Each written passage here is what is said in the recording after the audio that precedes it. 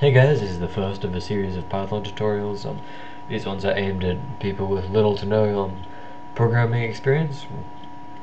And today we're just going to be looking at getting the program running and the basic concepts of programming. So yeah, sorry about the audio quality. I had a look at it and it's because of my crappy microphone. But yeah, first you want to be going to Python. Just whack that into Google. Get the second one. Go to the download, and then you want to be clicking on this one here. It should just pop up the installer. And I guess if you're using Mac or Linux for that matter, you can go to the ones that you need. But yeah, then you just save and run the installer. Install it. It's pretty straightforward. Then you'll be wanting to go into your start menu, and then you want to be able to be IDLE, which stands for Integrated Development Environment from Memory, and open that up. Yeah. So this is the part of Python that runs your programs, and this is the part of Python where you create and edit your programs. It's kind of like a text editor, like Notepad, except it has a lot more fancy shiz that goes along with it. So to start, you want to save as hello world. You've got to make sure you end with .py. Save. Yeah. Okay. So the way programs work is basically the computer has a language that it understands, and you basically write down what you want the computer to do in a set of steps, kind of like instructions for baking a cake, except the instructions have to be written in a specific way, and they only take specific words. So it's kind of a tradition when you're learning to program that this is the first program you make, and this program is displays hello world on the screen. So let's print hello world. Just whack that in there, and then you click run module. Okay, and bam. It's that easy. Now for this set of instructions, we've only got one, obviously, and this is basically telling the computer that you want to print, so that's display something to the console, and then whatever you want to print afterwards, which is just hello world. And then that's your first program. This print is what's called a command word in Python. Different languages such as Java or C++ have different command words, and it's just a case of basically, it's like learning a language. When you learn all the command words and what they do, you get pretty fluent at it after a while. But yeah, and you can have as many lines as you want, as many instructions as you want to give the computer afterwards. So you want to just save this. There you go. Make a new one. Close it over here. So yeah, another basic concept of programming is something called variables.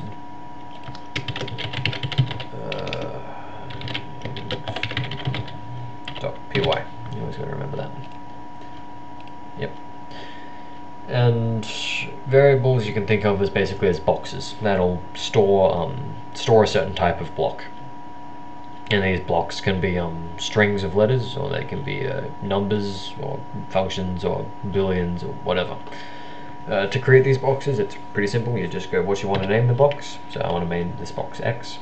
You go equals, and then whatever you want to whack in the box. So say 5.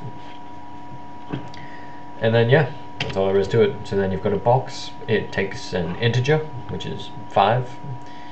And so whenever you refer to this box, you're referring to whatever's into it, which is at the moment 5. So if you go print X, you run that, and hey presto, you get 5. Similarly, if you want to, you can create as many boxes as you want, so say 3. If you go print X plus Y, whack that in there, print, then yeah, you get 8. And like I said, these boxes don't have to just store numbers, they can store strings of letters. So, whenever you're putting a letter in letters in Python, you always have to surround them with these semicolons. Alternatively, you can, no, not semicolons, sorry, no, quotation marks. Alternatively, you can use single ones, so it doesn't matter so much. But I just am in the habit of using the double quotation marks. This is because, as you may or may not have guessed, if I was to do, say, this, then I wouldn't be putting the string x in this box I named y. I would be putting this variable in there. So, for instance, this is going to produce this, and this will produce this. Whereas, as I'm sure you may have guessed, that will produce just the string x.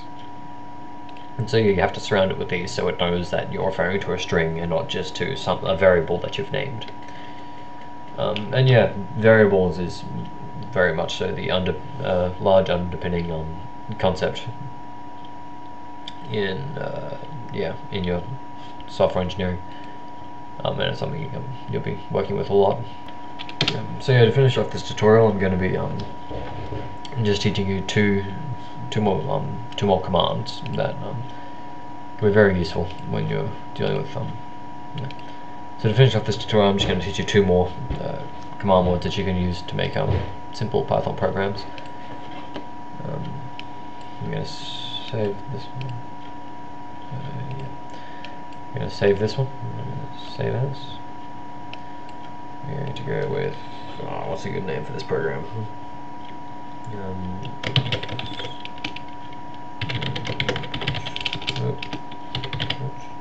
I'm just going to remember that .py. Save. Okay. So a lot of the time, obviously, in programs, they're not just going to run with everything in them. You want to get input from the user.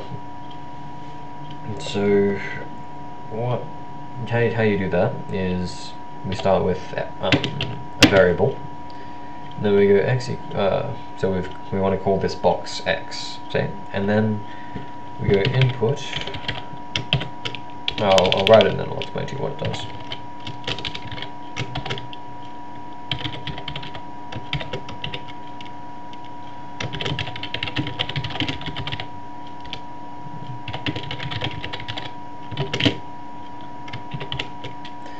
Okay, now this makes a box. This box is called x, and this raw input command pops up with something like this. It pops up with whatever you put in the brackets afterwards, and it'll take whatever you enter in there and make that x. So, for example, print x, run.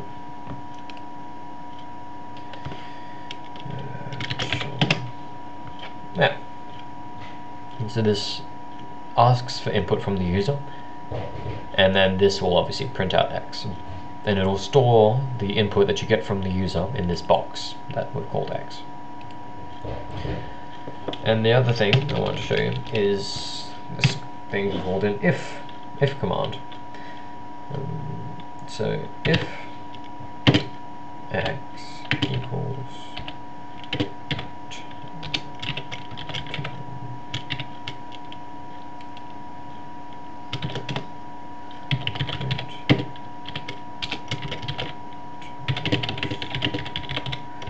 So yeah, I'll just write this out and then I'll see if you can follow it and I'll explain to you what it does.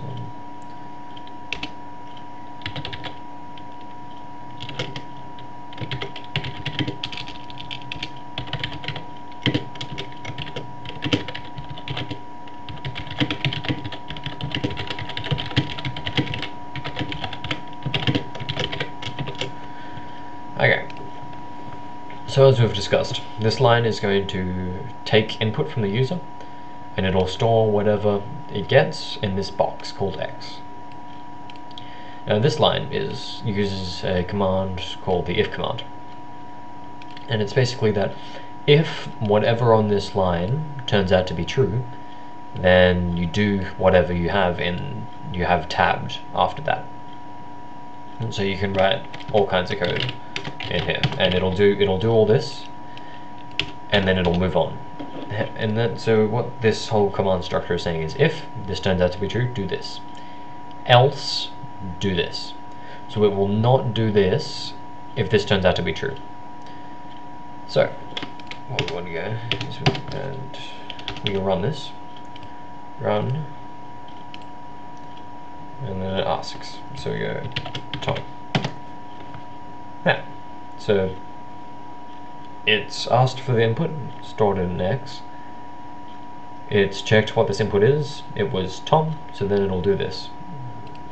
Like you can see, if we do this, it'll do that. Okay, this is just a bit I'm sloppily tacking onto the end with my Pro Windows Movie Maker skills. But yeah, I also want to include another if function. So when you're dealing with if data structures, you got if, you got else, and then you got something called else if, which in Python is just elif. And it's basically if elif, you go elif x equals jack. Oh yeah, Jax is a cool name. Jax